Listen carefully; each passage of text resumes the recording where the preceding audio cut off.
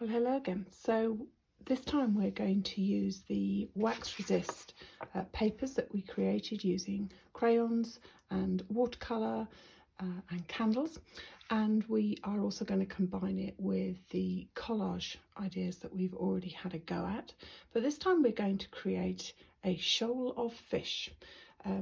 So I'm going to use all of these different papers that I've created. And I'm going to create some pretty multicoloured fish of different shapes, different sizes, and we're just going to have a little go at that, and then I'm actually going to see if I can get them to move. So watch and go through it with me. So here we go. First up, I've drawn 4 pretty cartoonish fish, to be honest with you. These are just the patterns, these are the outlines that I'm then going to use to transfer over onto my wax resist papers. I'm going to need a pen, a pencil. It doesn't really matter what kind of pen you might want for the eyes. You're going to need a pencil to do the pattern tracing. You're going to need scissors to cut out, a glue stick or any form of glue. If you have a craft knife, that's great, and a cutting mat, you can use that if you're safe to do so, but scissors will work just as well. So then what I'm going to do is, once I've drawn out my very stylised cartoon type fish, to be honest with you, I'm then going to cut out just the outline of each whole fish, and then I'm going to take them into small pieces. So I will cut out the fins, I'll cut out the tail, and then I can use those as templates, as pattern templates to take over onto my wax resist.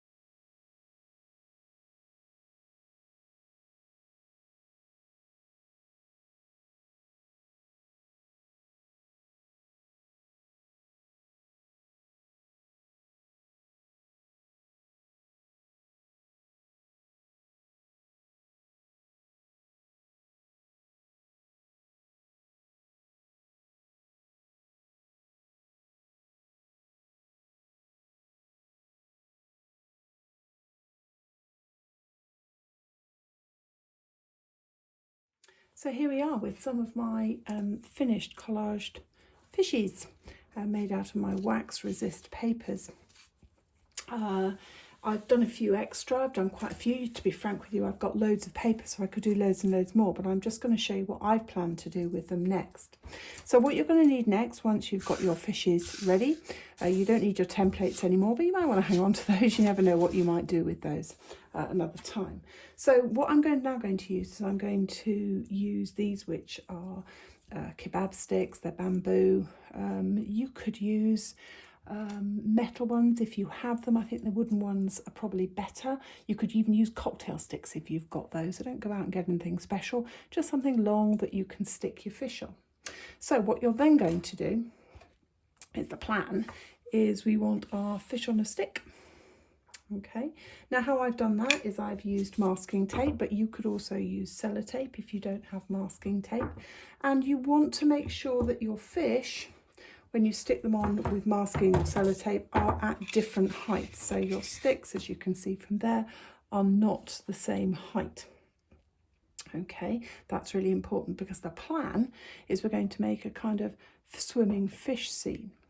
You are also going to need a milk bottle.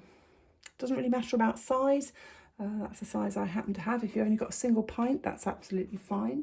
You'll need the pointed end of your kebab stick here, because you do not want to make the holes in here any bigger than the stick you've got. That was my first mistake. I made that with a pair of scissors and that doesn't work. So you need to make sure you're using something the same diameter as your stick. So go ahead now and let's get all of your fish stuck on at different heights onto their kebab sticks. Okay, so you will notice now that I've decided to put, I'm going to put 2 fish onto this one, like so. I think they look quite cool. And let's get these put into here. As you can see, I've got all my fish now kind of swimming along. And I'm going to have that one in here. You can make some decisions about what's going to go in front, what's going to go behind. Perhaps different heights can be quite interesting to look at as well. I think I'm reasonably happy here now with my fish scene. Here they are, all kind of swimming along. But I don't really want to have a look at this milk bottle here. So without any question, I'm now going to actually stick onto here, and you'll probably need some PVA or some heavier duty glue than your glue stick to do this, because my plan now is I'm going to get some waves, some quite stylized waves, and I'm going to stick these onto the front of the milk bottle so that you will just see my fishes skimming the top of the sea.